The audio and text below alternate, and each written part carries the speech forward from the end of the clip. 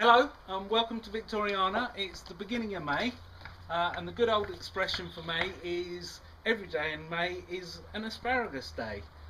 We've certainly been eating our asparagus this year because it's been so bright and sunny for a couple of weeks now.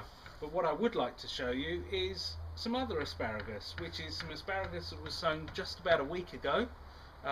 Just over that actually, about a fortnight now I think, which is just coming up. And we will be starting to prick that out, or transplant it as some people prefer, in the next week to 10 days when it will be just a little bit oh so high, and those will be asparagus that we will be dispatching out later on in the year. Obviously at this moment in time we're dispatching asparagus that was started this time last year, so as you can see it's the usual thing of continuation from one year to the other. So now I'm just going to give you a quick roundup of what's been going on around the nursery and what we're planning for the next month. So up on the top field, we're all ready for the bee man. Hopefully we'll see him soon. Our new gardener Jim, who we'll introduce you to shortly, has got a few rows of Jerusalem chokes in and also put in some horseradish. We will be starting tomorrow with the fruit planting up here. We've got an awful lot of tree fruit to get in. And also some hedging. We're not late, it's the weather that's early on us this year, so it's a bit of a surprise, but we will crash into that tomorrow, and hopefully we will have good weather, even though we really want the rain. But for the next few days we'd like some good weather so we can crash into it and get it done, and I will update you when we're in the middle of it, hopefully, on those sort of bits and pieces. So over on the vegetable garden, we're actually now starting to see some progress. Jim joined us a couple of weeks ago. He's taken over from Brian while Brian is poorly, and hopefully will stay when Brian gets back as well. He planted up the brassica cage yesterday. He's just getting in a couple of rows of shallots, which, yes, it is a little bit late, but everything will catch up, we're sure. That's through to the pea cage there, and over here we have Mark and John hoeing off some bits and pieces. That's the parsnips and some other bits and pieces there.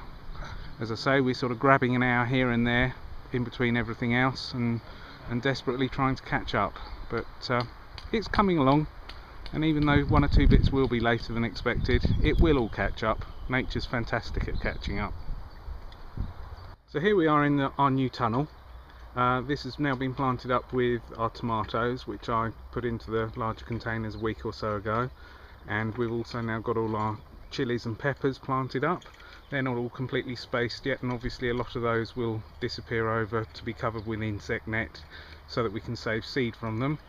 We haven't put any cucumbers or bits and pieces like that in yet, just one or two courgettes, and we haven't fully spaced out yet. But hopefully over the next week or so, as things start getting away, we'll be able to plan out the space. So we did get the retail beds all ready and tidy just in time for Easter, despite everything else going on, and they're still looking quite tidy. The wind keeps on trying to blow everything down every day, so it's a permanent stand up in the morning before we run the water. But there's a good range of shrubs in now, and all the soft fruits as well. Still got quite a lot of potting to do on the tree fruit side of things, but hopefully once we get everything into the ground in the next few days, that's what we'll be moving on to next. So here in our top greenhouse, which is where everything comes once it's come out of the heated area, spends a few weeks in an unheated house before then moving outside. You can see that we've quite full up now. One or two gaps, one or two bits and pieces to move from one to t'other. We're also starting to make some space for that asparagus that we'll be pricking out soon. That will all come straight into here and spend the most of the summer in here under glass, so it can just have a little bit more care and attention. But yes, we're quite full in here at the moment. And outside too, we're quite full. There's some pretty perennial bits and pieces there already, and they're being dispatched at this very moment as well. And then if we pan round to here, you can see all the bits and pieces of veg. They're all netted because of the dreaded pigeons. They love to come and help themselves to our vegetables before we even get a chance to send them out the door. But everything is very advanced this year.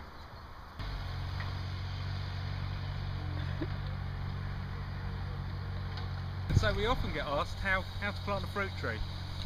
and later on in the year I'll actually show you how to plant one properly if you're just planting one tree, but this is how we plant them when we're getting them in the ground for later on in the year. So little digger takes out the trench, and then the boys line them out into the trenches, backfill and water.